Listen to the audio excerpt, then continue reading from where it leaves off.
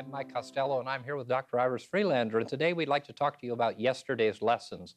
And all of us have memories of the past. All of us live in our minds and not in the world.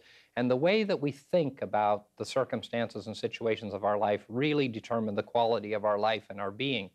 And so the ideas and the thoughts and the remembrances and memories of yesterday really play a lot, or have a lot to do with how we deal with today, don't they, Iris? And certainly they do, but most of all, it's how we handle those memories. If we use them as a stepping stone, that's a good thing, and this seems very simplistic, but we can use them as a stepping stone and learn from it. But if we whine about it and complain about it and feel sorry for ourselves about it, then it's detrimental. And so we need to just get on with our lives, whatever happens. And we don't have any choice, actually. We either slow ourselves down or we keep moving. Right. When we look at yesterday's lessons, I guess one of the things, of course, in metaphysics that we talk a lot about is living in the present moment.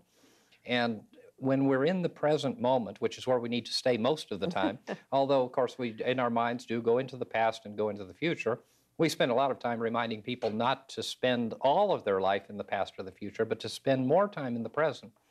But when we're in the present moment and the present experiences of life, some of which are going to be wonderful and good, others are going to be difficult and bring us challenges, we really do draw upon the lessons that the past brought us rather than the remembrance of what the past brought us. And I think in my counseling and yours, I think one of the things we know is that people tend to go into the past and to bring up the memories of yesterday or the past experiences and really dwell upon the experience and very often allow that experience to hurt them, as opposed to seeing the experience as a lesson and then bringing the lesson forward. And of course, every day we're learning things, or we ought to be. And so as we learn the lessons of today, which become our lessons of yesterday, we can make our present day even better. And I'm just thinking of people, for instance, who end a relationship or a marriage. And so often in our thought process, we go back and we rehash, or these individuals would rehash how bad the situation was or the negative experience, when in fact the value of that ended relationship is what we gained from that relationship in our ability to know ourselves and to relate to others in a more effective way, and then to build a new relationship and not repeat the same problem. Yeah. Yes, and many people do just that, and many people don't. But if we really are thoughtful, we can see that what happened for a reason, and we learn from it, and others learn from it. So everything that is, not everything is a negative factor in our lives that seem to be negative or that is unpleasant, because certain things just have to happen in life, and then it's a lesson and we go on. And if we treat it as a lesson and then go on, then it's a positive factor. And so when we consider it in a too negative way, then we're more apt to feel sorry for ourselves or to blame others and not take responsibility for our own part in whatever transpired. So it's a very healthy thing to just accept, yes, this happened, and assess what we need to learn from it or have learned from it, and then just get on with our lives and not live in it over much. And you certainly teach very strongly to not live in the past and to not fear the future or get into the future over much. But certainly people have to plan for the future, and we have to review the past. But that's different than living in the past or putting our consciousness into the future over much. And so if we truly live in the now, keep our consciousness in present time, then we're not going to be in the past. We're going to be right here and now. You touched on something that I think is really worth talking about, and may be difficult for some people to understand, but certainly part of our philosophy and our spirituality, is that every experience comes to us for a reason, doesn't it? And even the negative experiences come into our life, again, not because God brings them, but because we have brought them because of a need that we have. And very often that's a hard reality to understand. And we get into the misunderstanding of trying to analyze why this has come or what we've done to bring this into our life. And in fact, what we really need to do, especially with negative experiences, is look at not why this happened to avoid it happening again, but instead look at what it's bringing to us, what lessons it's bringing to us. And I'm just thinking now of so many people that we've dealt with who have been challenged with life-threatening diseases and end-of-life experiences. And in that time, of course, we believe in healing and prayer, and a lot of wonderful things happen. But we also know that some people are diagnosed and become ill and go through the disease process to the end of life. And in that experience, which is a cataclysmic and major one, but there are so many that we've seen, haven't we, that have had such wonderful lessons that even in that window of a few months are able to say, I've learned this, I've reestablished a relationship with my family, I've gained peace of mind, this has brought so much to me. And so that cancer or that illness, as negative as it was, rather than dwelling upon why did I get cancer or why is the diagnosis isn't real, which are all things that we can spend some time on, but there's also the reality that there are lessons to come even out of the worst situations of life. And how many have we known that have gone through that end-of-life experience and have gained so many lessons from that? And that is a brief yesterday that takes us into a real tomorrow. Yes, indeed. I can remember my dad was 92 years old, and he was very ill the last year of his life. He was terminally ill, and he said one time to me, there's a reason for this, you know. And I agreed with him 3 times, and then he said, well, what is it then? And my dad was only coherent in the last part of his last few months, about 5% of the time, but he was coherent then, and he was really evaluating what is it then? And so he was never very patient. So I said, well, perhaps it's to teach you patience. And I think I could have thought of a better answer, but that's what came. And he said, by golly, I never thought of that. And it's like he was going to put his mind to thinking about it. But that's one of the problems, the big problems of life, is when older people have to have this time when they are not aware of their surroundings. And I know you answer that very beautifully. And I don't know how you came up with the idea that it's always put to good use. Absolutely. I have no idea either, but it just was kind of an awareness that I came to, or an agreement within myself, or knowledge that I came to a long time ago, that there has to be a reason why people are seemingly out of it, if you will, or people who suffer dementia or are unconscious in comas for extended periods, or even today with Alzheimer's disease. And we see these people and we say, what's going on? How could this be happening?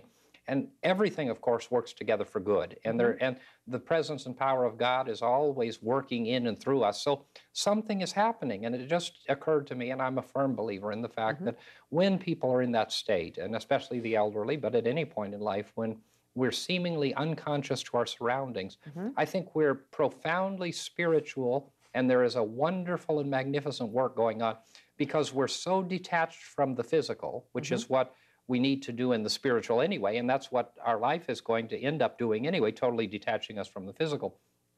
So these dear ones are in the process of working through something that we don't understand. But the marvelous thing is they are so detached from the unimportant things. And you and I and all of us think it's important to be dressed and to be clean and to be fed and to be comfortable. And in fact, it is in most parts of life. But in reality, when we're dealing with profound spiritual issues and profound internal issues, it doesn't matter whether we're clothed or naked. It doesn't matter whether the lights are on or off. It doesn't matter whether we know our name or we don't know our name. It's more important whether or not we're communicating with the higher realities of life. And I think that's exactly what's happening. And I think so often in those who are seemingly detached from life or in a state of that we would not want to be in, they're working through some wonderful work. And I think nursing homes are full of people who are making wonderful transitions. And I often, as you know, tell families, don't worry if your mother doesn't know you. Don't worry if she's not conscious or aware. She's doing something that is far more important than worrying about whether her clothes match and she knows your birthday, because there are more important things in life.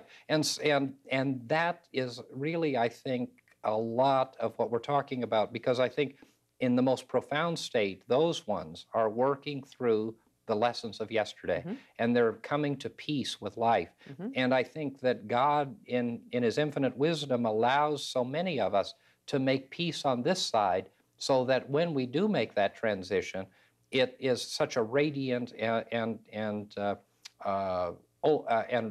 positive experience, Mm-hmm. because one way or another we're going to deal with the realities of our life experience, and we're going to reconcile ourselves to and for and with the things that we've done and failed to do, and we're going to learn the lessons that we need to learn.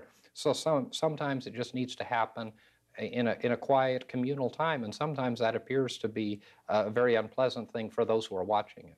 Yes, I'm so glad our listeners were able to hear you describe that, because it makes sense. And since I first heard you say it, which was several years ago, I've been more observant of the older people or those who are in any kind of dementia. And I know that that's true. And you know, there are many wonderful books on life after death or near-death experiences. Mm-hmm. And all those people exist in their higher bodies on the inner planes, and then we get messages back from the inner planes telling us of life on the inner planes.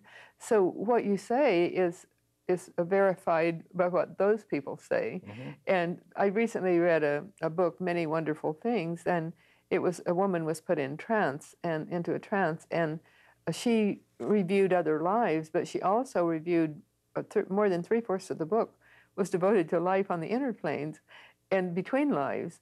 And so, and I thought of how you had explained that when I read that, because she's saying the very same thing in a different way. Mm-hmm. That while she's there, she sees so clearly. And another thing, when that lady spoke, she was just an average lady, a housewife in Colorado, and then she was put in trance, and she went to other lives, and she spoke in the vernacular of those specific countries, Greece, England, and Ireland, and she was in a different station in life, socially and financially in each lifetime. So what she had to say was different. But in her time between lives, she was so coherent, so eloquent, and so knowledgeable.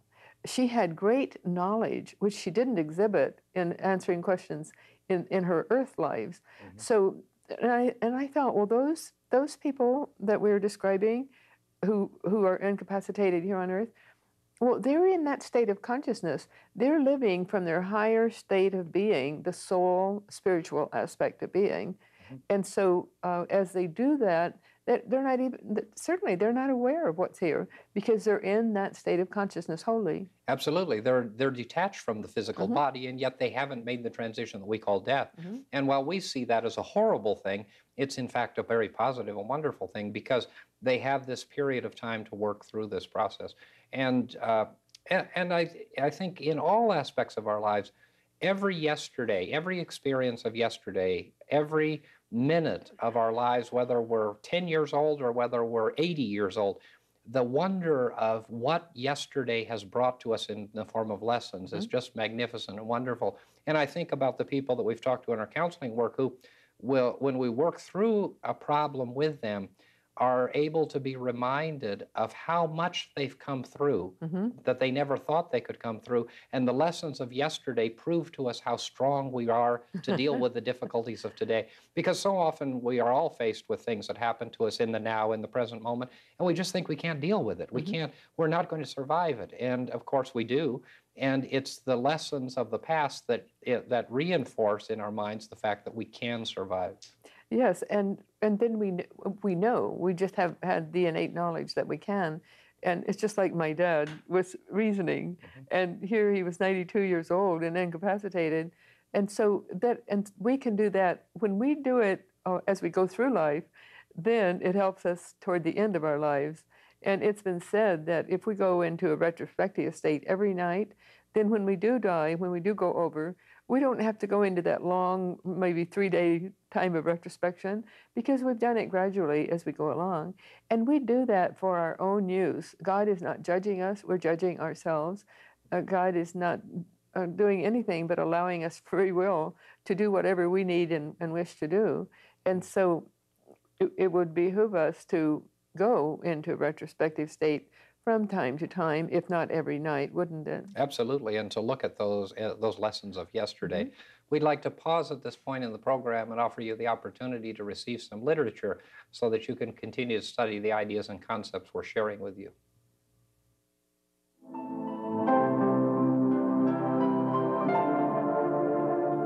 We would like to offer you the opportunity to receive one of these free booklets to further your understanding of the New Thought message of confident living. Each month we will feature a different booklet, which will be mailed to you free and postage paid. Simply address your request to Confident Living at P.O. Box 7726, Long Beach, California, 90807.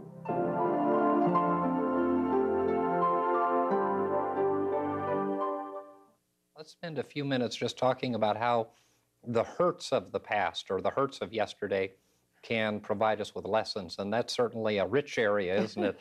We think so often that the things that are said or done to us in the past are wounds that are inflicted, and a lot of times, of course, when we remember them, we reopen the wounds. But if we go back into those hurts and look at the lessons, we can gain a lot of insight into information about ourselves. We can, and if we don't review what's happened in the past with vindictiveness or viciousness, then it's a very good thing to do that. And so many people can't forgive. And they say, I can forgive, but I can't forget, or I can forget, but I can't forgive. And so it's really hurting self when we don't forgive and don't forget. And another thing, there's that word compassion. And sometimes we forget what compassion really means. And compassion is forgiving, and compassion is not holding a grudge when someone has hurt us. And compassion is realizing that when someone hurts us, half the time it wasn't really intended as such. They really just didn't know any better. They were locked into an emotion and couldn't control what they were doing or saying or thinking. And so very often people are extremely sorry about what they've done, but they can't apologize, they can't bring it up because they think they'll be rejected, or for various reasons they can't do it. But if we think of the person who's hurt us with compassion, then we're doing ourselves a bigger favor than we're doing them, aren't we? Absolutely, and we're gaining an awareness of the lesson of that experience. And sometimes, very often, we bring those hurts into our lives just so we can get good or get better at learning the lessons that we need to learn. And I think that's an important aspect of life to remember too. And we think sometimes that circumstances or situations present themselves unfairly in our lives, or that something has happened or someone has done something that wasn't justified, or that shouldn't have happened to us. But in fact, everything that happens to us happens to bring us some aspect and dimension of lesson and learning. Yes, and there's a lot being said today about pre-birth agreements and sacred contracts. And when we have those, and we all have them, that we've made with those with whom we're going to be in close contact in life. And as we make those, then we forget them. And that's nature's way of helping us to progress. Because if we could remember everything about it, then we wouldn't be free from our own personality, spiritual and psychic self, to get on with learning the lessons that we were to learn, because it wouldn't be there to learn, we'd already know it. So if we can think in those terms too, I think it's very helpful, because I know as we've counseled others and talked with them in that way, then it helps them to understand, well, perhaps there was a deeper meaning here, a deeper reason, and something is being worked through that is so essential, and it might have gone on for more than one or two lifetimes. But we're able then, because we've progressed in our knowledge and in our way of dealing with others, then we're able to just work through that very quickly and easily if we don't hold grudges and if we don't put blame onto the other person, but just accept with detachment that, yes, this has happened. Now, what can I salvage here? It's interesting, so often in theology and religion and spiritual circles, we ask what's the meaning of life and why are we here? And of course, there are all kinds of reasons, all the way from catechism through theology and other things that tell us why we're here. But our belief in terms of why we're here, and I think it's something we ought to state real simply, and it's a fundamental of metaphysics and New Thought, is that we're here that life is a school for our soul, and that life is a school experience. It's a learning experience.